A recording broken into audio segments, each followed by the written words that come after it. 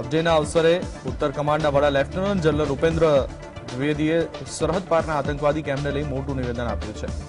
Lieutenant general Upendra દ્વિવેદીએ કહ્યું કે અમે પીઓકે માટે સંપૂર્ણ રીતે તૈયાર છે। તેમણે કહ્યું કે 160 આતંકીઓ લોન્ચિંગ પેડ પર છે। કુલ 300 જેટલા આતંકીઓ સક્રિય છે। તેમણે કહ્યું કે યુદ્ધ વિરામ બંને દેશો માટે સારું છે, પરંતુ જો તે તોડવામાં આવશે તો અમે ઈંટનો જવાબ પથ્થરથી આપવા માટે પણ તૈયાર છીએ। તેમણે કહ્યું કે જેમ સંરક્ષણ પ્રધાને પીઓકે પર કહ્યું છે અને સંસદમાં પણ આ ઠરાવ પસાર કરવામાં આવ્યો છે, આમાં કંઈ નવું નથી। જ્યાં સુધી પીઓકે અંગે ભારતીય સેનાના વલણની વાત છે તો અમે પરત લેવા સંપૂર્ણ રીતે તૈયાર છે। સરકાર જ્યારે આદેશ આપશે ત્યારે ભારતીય સેના સંપૂર્ણ રીતે તૈયાર હશે। નોર્ધન કમાન્ડના ચીફ લેફ્ટનન્ટ જનરલ ઉપેન્દ્ર દ્વિવેદીએ કહ્યું કે કાશ્મીરમાંથી કલમ 370 હટાવ્યા બાદ હવે સ્થિતિ બદલાઈ ગઈ છે। વહીવટી તંત્ર સંપૂર્ણપણે લોકોના હિત માટે કામ કરી રહ્યું છે। કાશ્મીરમાં આતંકના દિવસો બાકી છે અને આતંકવાદી ગતિવિધિઓને ખતમ કરવામાં લોકોનું સમર્થન મળી રહ્યું છે।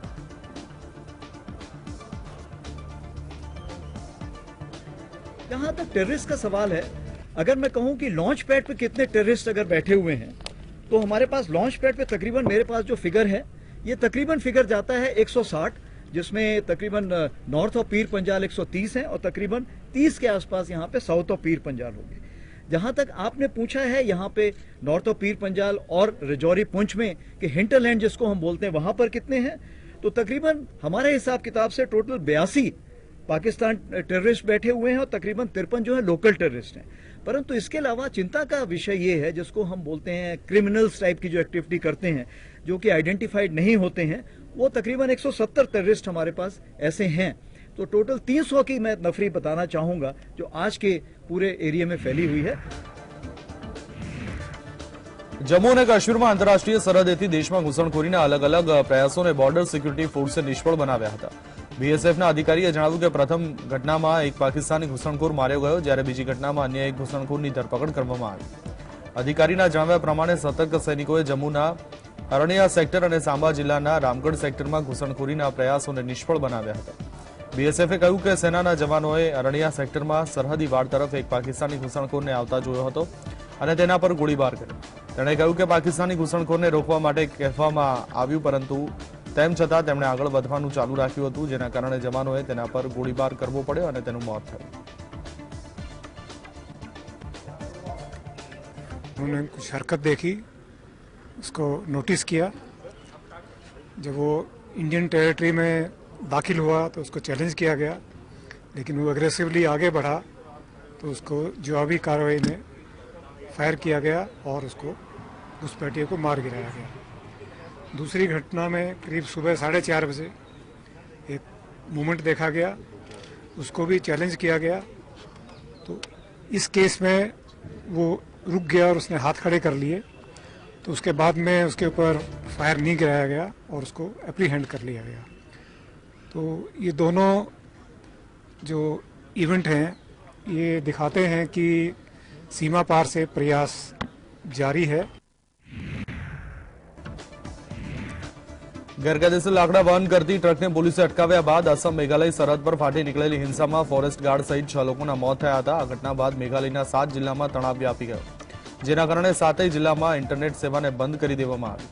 પશ્ચિમ કાર્બી આંગલોંગના પોલીસ અધિક્ષક ઇમદાદ અલીએ જણાવ્યું કે આસામ વન વિભાગની ટીમે આસપાસ મેઘાલય સરહદે ટ્રકને અટકાવી હતી। ટ્રકે ભાગવાનો પ્રયાસ કરતા જ અસમના ફોરેસ્ટ ગાર્ડે તેના પર ગોળીબાર કર્યો અને તેનું ટાયર પંક્ચર કરી દીધું। ડ્રાઈવર, હેન્ડીમેન અને અન્ય એક વ્યક્તિની ધરપકડ કરવામાં આવી હતી, જ્યારે અન્ય લોકો ભાગવામાં સફળ થયા હતા। અસમ પોલીસ આવતાની સાથે જ મેઘાલયના મોટી સંખ્યામાં લોકો હથિયારો સાથે સ્થળ પર એકઠા થયા હતા। અધિકારીએ જણાવ્યું કે ટોળાએ પકડાયેલા લોકોને તાત્કાલિક મુક્ત કરવાની માંગ સાથે ફોરેસ્ટ ગાર્ડ અને પોલીસનો ઘેરાવ કર્યો હતો। અધિકારીઓએ પરિસ્થિતિને નિયંત્રણમાં લાવવા ગોળીબાર કર્યો હતો। આ ઘટનામાં એક ફોરેસ્ટ ગાર્ડ સહિત કુલ 6 લોકોના મોત થયા છે। આ ઘટના બાદ સંવેદનશીલ વિસ્તારોમાં ચુસ્ત બંદોબસ્ત ગોઠવી દેવામાં આવ્યો છે। People from Mukro village gathered in large numbers and surrounded the Assam police and Assam forest guards. This led to firing by the Assam police, in which 5 persons from Meghalaya died. One Assam forest guard also died due to the firing. The state government strongly condemns the incident wherein the Assam police and Assam forest guards entered Meghalaya and resorted to unprovoked firing. પાકિસ્તાનના પૂર્વ વડાપ્રધાન ઇમરાન ખાનની સત્તા ચાલી ગઈ છે, પરંતુ હજુ પણ તેમની અક્કડ એવી ને એવી જ છે. હજુ પણ પોતે સત્તારૂઢ હોય તેવો ડોળ કરવાની સાથે બેમોઢાની વાતો કરી રહ્યા છે. ઇમરાન ખાને કહ્યું કે તેઓ ભારત સાથે સારા સંબંધો ઈચ્છે છે અને આ પાકિસ્તાનની જરૂરિયાત પણ છે, પરંતુ તે ત્યાં સુધી શક્ય નહીં બને કે જ્યાં સુધી ભારતમાં ભારતીય જનતા પાર્ટીની સરકાર હશે. એક ઇન્ટરવ્યુમાં ઇમરાન ખાને કહ્યું કે બંને દેશોના આર્થિક સંબંધોથી મોટો લાભ થશે, પરંતુ જમ્મુ કાશ્મીર પર ભારતનું વલણ મુખ્ય અડચણ છે. આપણે આ મુદ્દા પર એક મજબૂત રોડમેપની જરૂરિયાત છે. મને લાગે છે કે સારા સંબંધો સંભવ છે, પરંતુ ભાજપની સરકાર હાર્ડલાઇન છે અને તેના મુદ્દા રાષ્ટ્રવાદ સાથે જોડાયેલા છે. રાષ્ટ્રવાદનું જીન જો બોટલમાંથી બહાર આવી જાય તો તેને ફરીથી બંધ કરવું મુશ્કેલ થઈ જાય છે. ઇમરાન ભલે ગમે તે કહે, પરંતુ ભારતની સાથેના સંબંધોને પાકિસ્તાન તરફથી ખરાબ કરવામાં આવ્યા છે. ઇમરાન ખાનની સરકાર દરમિયાન જ ભારત સાથેના ટ્રેડ રિલેશન ખતમ કરવામાં આવ્યા હતા. કાશ્મીરમાંથી કલમ 370 ને રદ કરવામાં આવતા પાકિસ્તાને ભારત સાથેના સંબંધો તોડી નાખ્યા.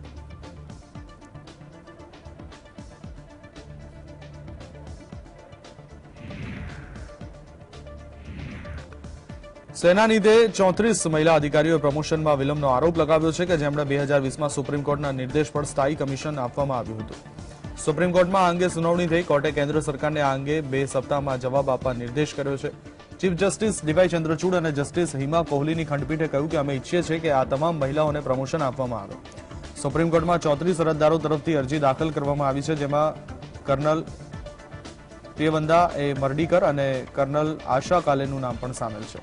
આ બંને સ્થાયી કમિશનવાળી મહિલા અધિકારી છે. તેમણે 2 મહિના પહેલા રચાયેલ વિશેષ પસંદગી બોર્ડમાં ભેદભાવનો આરોપ લગાવ્યો છે.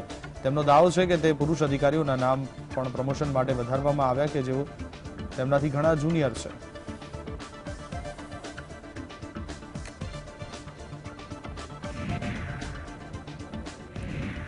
કોંગ્રેસે કેન્દ્ર સરકાર પર પ્રહારો કર્યા છે. પાર્ટીના પ્રવક્તા સુપ્રિયા શ્રીનાથે એક પ્રેસ કોન્ફરન્સમાં જણાવ્યું હતું કે છેલ્લા 5 વર્ષમાં સરકારે રૂપિયા 10,09,510 કરોડના એનપીએને રાઇટ ઓફ કર્યું છે. સામાન્ય રીતે કહીએ તો મોટા ઉદ્યોગપતિઓની લોન માફ કરી દીધી છે. હવે કેટલાક લોકો કૂદીને સમજાવશે કે આ લોન માફી નથી, બેંકો માત્ર તેમના ખાતા ક્લિયર કરી રહી છે અને કોંગ્રેસ લોકોને ગેરમાર્ગે દોરી રહી છે. તેમણે કહ્યું કે 10,09,510 કરોડ રૂપિયા રાઇટ ઓફમાંથી માત્ર 13% એટલે કે 1,32,000 કરોડ રૂપિયા વસૂલવામાં આવ્યા છે. બાકીના પૈસા ક્યાં ગયા, કોણે બચાવ્યા? સરકાર મૂડીવાદીઓને આઈબીસી એનસીએલટીમાં જવાબદારીમાંથી મુક્ત કરી રહી છે. સુપ્રિયા સિનેતે કહ્યું કે હમદો અને હમારે દોની સરકારે એનસીએલટી અને આઈબીસીના નામે મોટું કૌભાંડ ચલાવ્યું છે. અગાઉ બેંકો લોનને રાઇટ ઓફ કરવાથી ડરતી હતી કારણ કે આરબીઆઈ અને સરકાર તરફથી જવાબદારી હતી. હવે આઈબીસી હેઠળ બેંકો આડેધડ રીતે લેણદારોની એક સમિતિ બનાવે છે અને લોનને રાઇટ ઓફ કરવાનો રિઝોલ્યુશન પ્લાન મંજૂર કરવામાં આવે છે. આ પછી જ્યારે આ રિઝોલ્યુશન પ્લાન એનસીએલટી દ્વારા મંજૂર કરવામાં આવે છે ત્યારે કોર્પોરેટ દિવાદાર કોઈપણ જવાબદારી મુક્ત થાય છે. તેમણે કહ્યું કે જે ઉદ્યોગપતિઓ લોન ચૂકવતા નથી તેમના નામ ગુપ્ત છે, પરંતુ આ મોટા ઉદ્યોગપતિઓ કોણ છે જેમના નામ આરબીઆઈએ નામંજૂર કર્યા છે? પરંતુ આપણે બધાને તેમના નામ જાણવાનો અધિકાર છે કારણ કે તે આપણા જ પૈસા છે.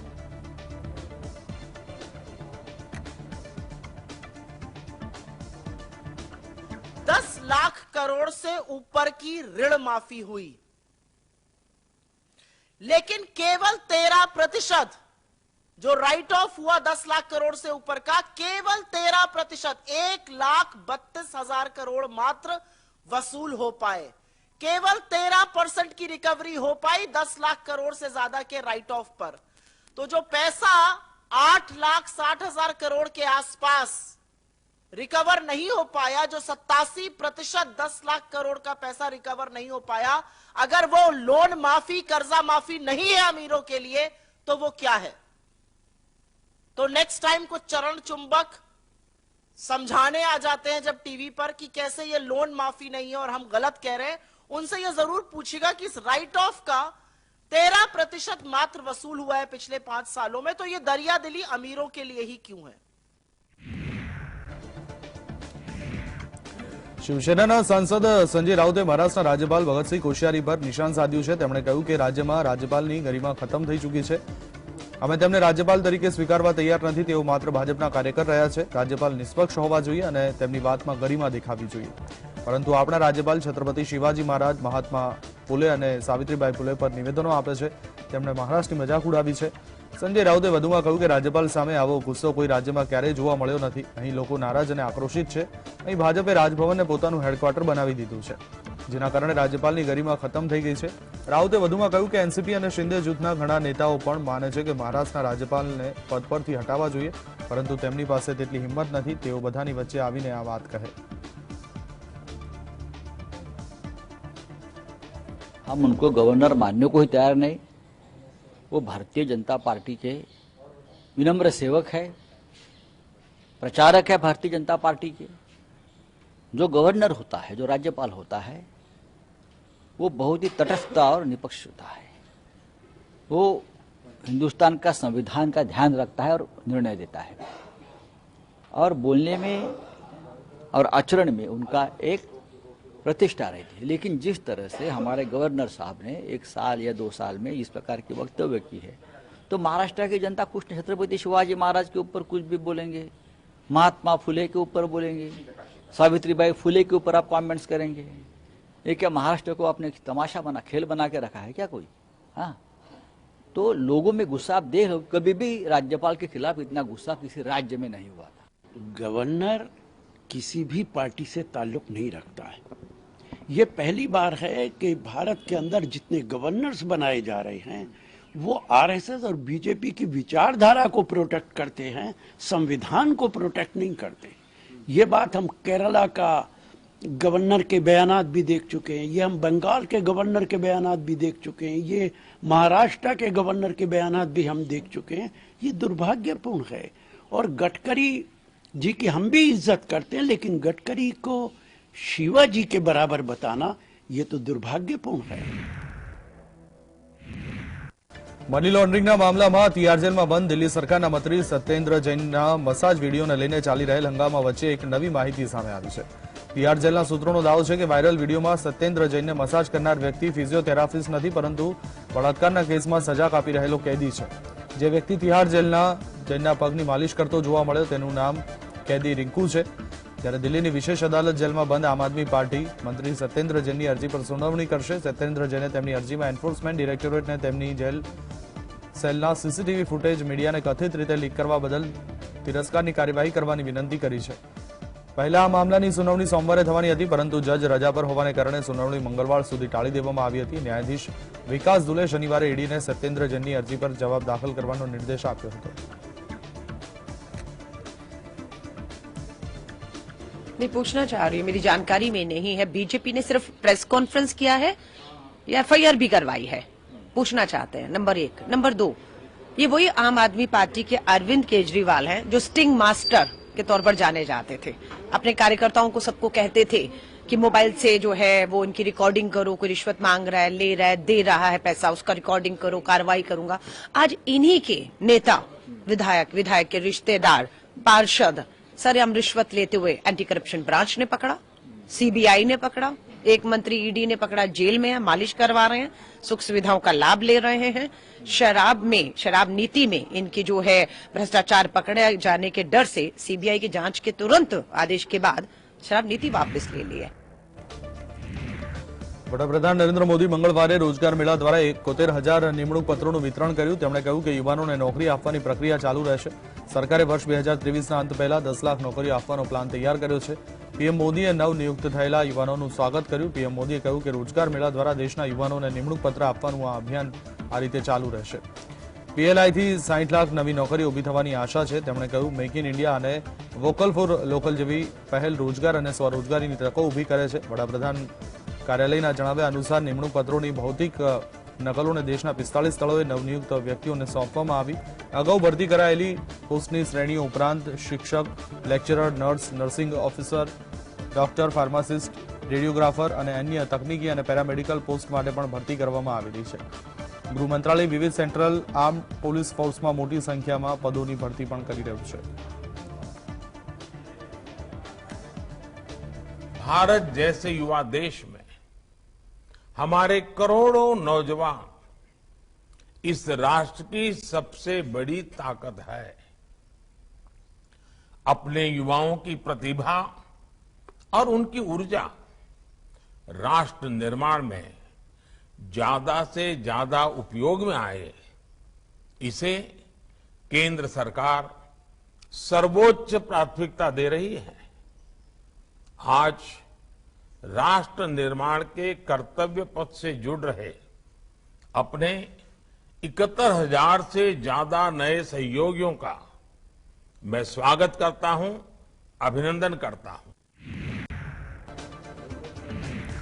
રાજસ્થાનમાં પંચાયતી અને ગ્રામીણ વિકાસ મંત્રી રમેશ મીણાએ બિકાનેરમાં કલેક્ટર ભગવતી પ્રસાદ કલાલને બેઠકમાંથી બહાર જવા કહી દીધું હતું। આ મામલે રાજ્યમાં હોબાળો મચી ગયો છે। રાજસ્થાનના કર્મચારીઓએ અશોક ગેહલોત સરકારના મંત્રી વિરુદ્ધ મોરચો ખોલ્યો છે। રાજસ્થાન રેવન્યુ મિનિસ્ટ્રી એમ્પ્લોઈઝ યુનિયને માંગ કરી છે કે મંત્રીએ આ કૃત્ય માટે માફી માંગવી જોઈએ। પંચાયત અને ગ્રામીણ વિકાસ મંત્રીએ મહિલાઓની આજીવિકા કૌશલ્ય પર બેઠક યોજી હતી। બિકાનેરમાં ચાલી રહેલી આ બેઠકમાં જિલ્લા કલેક્ટર ભગવતી પ્રસાદ કલાલ પણ હાજર હતા। મંત્રી મંચ પણ બોલી રહ્યા હતા। એટલામાં કલેક્ટરનો મોબાઈલ ફોન રણક્યો અને તેમણે કોલ રિસીવ કરીને વાત શરૂ કરી, જેમાંથી મંત્રી રમેશ મીણા એટલા નારાજ થયા કે તેમણે જિલ્લાના ઉચ્ચ અધિકારીને બેઠકમાંથી બહાર જવાનું કહ્યું અને ત્યારબાદ કલેક્ટર પણ બેઠક છોડી ચાલ્યા ગયા। બેઠક બાદ મંત્રી મીણાએ કહ્યું કે મંત્રી અને અધિકારીઓ પાસેથી કામ કેવી રીતે કરાવવું તે સમજવું જોઈએ, ત્યારે જ બ્યુરોક્રેટ્સ નિયંત્રણમાં રહેશે। कलेक्टर से हम वार्तालाप कर रहे थे कि नरेगा में मैट महिला होनी चाहिए और उसके अलावा उनके ग्राम संगठन के जो भवन होने चाहिए, तो उस बारे में अपना खेत अपना काम उनको प्राथमिकता मिले, उन चीजों में हमारी उनसे चर्चा हो रही थी। तो वो 2-3 बार शायद उनको कोई काम हो सकता है या कोई व्यस्तता थी या कोई ऐसे इमरजेंसी फोन होंगे, तो फोन पे बात कर रहे थे, कभी चैटिंग कर रहे थे। तो हमने कहा भाई आपको बात करनी है बाहर चले जाएं। तो ये बात थी और कोई ऐसा कोई विशेष बात थी नहीं। શ્રદ્ધા હત્યા કેસમાં આરોપી આફતાબ પુનાવાલાની પોલીસ કસ્ટડી 4 દિવસ માટે લંબાવવામાં આવી છે। વિડીયો કોન્ફરન્સિંગ દરમિયાન આફતાબે 2 જજની સામે કહ્યું, મેં જે કર્યું ગુસ્સામાં કર્યું। નોંધનીય બાબત છે કે આફતાબે કબૂલ્યું નથી કે તેણે શ્રદ્ધાની હત્યા કરી હતી। તેણે કહ્યું છે જે પણ થયું તે ગુસ્સામાં થયું। આફતાબના વકીલના કહેવા પ્રમાણે કોર્ટે આ નિવેદનને તેના રેકોર્ડ પર લીધું નથી। રિપોર્ટ અનુસાર આફતાબે પોલીગ્રાફી ટેસ્ટ માટે સંમતિ પણ આપી દીધી છે। આ પછી કોર્ટે ટેસ્ટની મંજૂરી આપી હતી। કુલ મળી 14 દિવસની કસ્ટડી લઈ શકાય છે। 5-5 દિવસ માટે 2 વખત કસ્ટડી લેવામાં આવી છે। વધુ 4 દિવસની કસ્ટડી મળી છે। હવે આ દરમિયાન પોલીગ્રાફી ટેસ્ટ થશે અને ત્યારબાદ નાર્કો ટેસ્ટ થશે। આ દરમિયાન પોલીસ સમક્ષ પડકાર એ રહેશે કે આ 4 દિવસના પુરાવા એકત્ર કરવા પડશે। ઇન્ડોનેશિયાના પશ્ચિમ જાવા પ્રાંતમાં સોમવારે 5.6ની તીવ્રતાનો ભૂકંપ આવ્યો હતો, જેમાં અત્યાર સુધીમાં 268 લોકોના મોત થયા છે। સ્થાનિક વહીવટીતંત્રના જણાવ્યા અનુસાર મૃત્યુઆંક વધી શકે છે, કારણ કે 31 લોકો હજુ પણ ગુમ છે અને 377 લોકો ઘાયલ છે। બીજી તરફ 7,000થી વધુ લોકો તેમના ઘર છોડવા માટે મજબૂર બન્યા। રાહત એજન્સીઓ બચાવ કામગીરીમાં સામેલ છે અને આફત પીડિતો સુધી પહોંચવાનો પ્રયાસ કરી રહી છે। ભારતના વડાપ્રધાન નરેન્દ્ર મોદીએ પણ ઇન્ડોનેશિયામાં આવેલ ભૂકંપને કારણે થયેલી તબાહી પર શોક વ્યક્ત કર્યો છે। ભૂકંપને કારણે 700થી વધુ લોકો ઘાયલ થયા છે અને 300થી વધુ મકાનો ધરાશાયી થયા છે અથવા નુકસાન થયું છે। સિયાન ઝુરના એક અધિકારી હરમન સુહર્મને જણાવ્યું કે આ વિસ્તારમાં વીજ પુરવઠો ખોરવાઈ ગયો હતો અને સંદેશા વ્યવહાર ખોરવાઈ ગયો હતો। યુક્રેનના રાષ્ટ્રપતિ વોલોદિમીર ઝેલેન્સ્કીએ દેશની જનતાને સંબોધિત કરી હતી। એક વિડીયો સંદેશમાં ઝેલેન્સ્કીએ રશિયા સાથેના યુદ્ધમાં યોગદાન આપનારાઓનો આભાર માન્યો। ક્યુમાં પ્રેસિડેન્શિયલ પેલેસમાંથી આપેલ ભાષણમાં ઝેલેન્સ્કીએ રશિયા સામે યુદ્ધ જલ્દી જીતવાની ખાતરી આપી। ઝેલેન્સ્કીએ કહ્યું કે આવનાર સમયમાં આ દિવસે અમે કીવના આઝાદ ચોકમાં વિજયની ઉજવણી કરીશું। આપણે ગેસ, ગરમ પાણી અને વીજળી વિના જીવી શકીએ છીએ, પરંતુ સ્વતંત્રતા વિના નહીં। યુક્રેન દ્વારા જાહેર કરાયેલા વિડીયોમાં ઝેલેન્સ્કીનું ભાષણ પણ બતાવવામાં આવ્યું છે, જે તેણે ગયા વર્ષે આ જ દિવસે આપ્યું હતું। ઝેલેન્સ્કી ગયા વર્ષના ભાષણમાં સૂટ પહેરેલા જોવા મળે છે, જ્યારે આ વર્ષે તે ખાકી ટી શર્ટ અને જેકેટમાં મેસેજ આપતા જોવા મળ્યા। રશિયા યુક્રેન યુદ્ધને 1 વર્ષ પૂર્ણ થવા જઈ રહ્યું છે, ત્યારે અમેરિકન સેનાના જણાવ્યા પ્રમાણે આ યુદ્ધમાં બંને તરફના 2 લાખથી વધુ લોકો માર્યા ગયા છે। 40,000થી વધુ સામાન્ય લોકોએ પણ યુદ્ધમાં જીવ ગુમાવ્યો છે।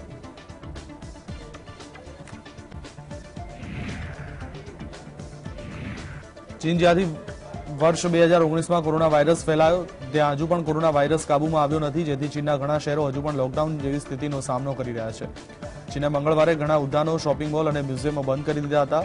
કેટલાક ચાઇનીઝ શહેરો કોવિડ-19ના વધતા કેસોને ધ્યાનમાં રાખી સામૂહિક પરીક્ષણ ફરી શરૂ કર્યું છે। કોરોનાના વધતા કેસોએ ચીનની અર્થવ્યવસ્થાની ચિંતા વધારી દીધી છે। ચીનમાં સોમવારે રાષ્ટ્રીય સ્તરે 28,127 નવા સ્થાનિક કોરોના કેસ નોંધાયા છે। આ આંકડા એપ્રિલમાં કોરોનાના શિખર જેટલા છે। આમાંથી અડધા કેસ દક્ષિણના શહેરો ગ્વાંગઝુ અને ચોંગકિંગના છે। ગ્વાંગડોંગ પ્રાંત અને ચોંગકિંગ શહેરમાં અનુક્રમે 16,000 અને 6,300થી વધુ કેસ નોંધાયા છે। બીજિંગમાં પણ કેસ ઝડપથી વધી રહ્યા છે, જ્યાં રવિવારે 621 કેસ નોંધાયા હતા અને મંગળવારે તેમની સંખ્યા બમણાથી વધુ વધી 1438 થઈ ગઈ. રાજધાની બીજિંગમાં કોરોનાના કેસ દરરોજ નવી ઊંચાઈએ પહોંચી રહ્યા છે. સપ્તાહના અંતે 3 લોકોના કોરોનાથી મોત થયા છે, પરંતુ આ આંકડો ત્યારે વધુ વધ્યો જ્યારે મંગળવારે વધુ 2 લોકોએ કોરોનાથી જીવ ગુમાવ્યો. મે મહિનાથી ચીનમાં પ્રથમ મૃત્યુ નોંધાયો છે.